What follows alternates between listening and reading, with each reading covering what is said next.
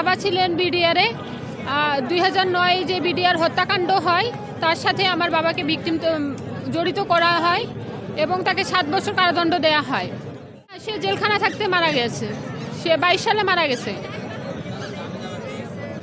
আমাদের এখন দাবি দেওয়া যে আমাদেরকে যে একটা বিদ্রোহীর তকমা দিছে, এই তকমাটা থেকে আমরা মুক্তি চাই।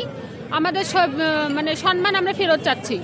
আমাদেরকে যে বিডিআরের যে একটা সম্মান ছিল, যে দেশ রক্ষক, যে ভূখণ্ড রক্ষা করে, তারা কখনো গার্ড হতে পারে না।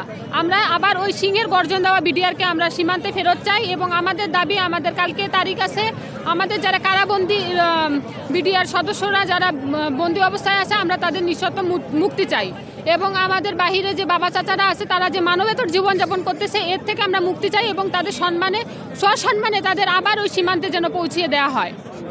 আমাদের এই দাবি যেন আমাদের পূর্ণবহাল এবং আমাদের যারা বাবা চাচারা মারা গেছেন তাদের পরিবারকে তাদের সঠিক ন্যায্য পাওনা যেন তাদেরকে বুঝিয়ে দেওয়া হয়।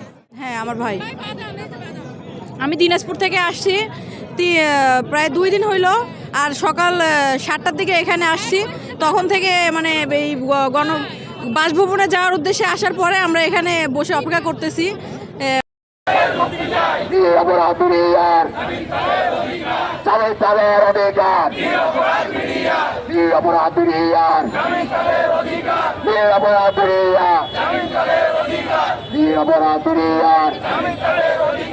আমাদের কি বিস্ফোরক মামলা করে দিতে হবে?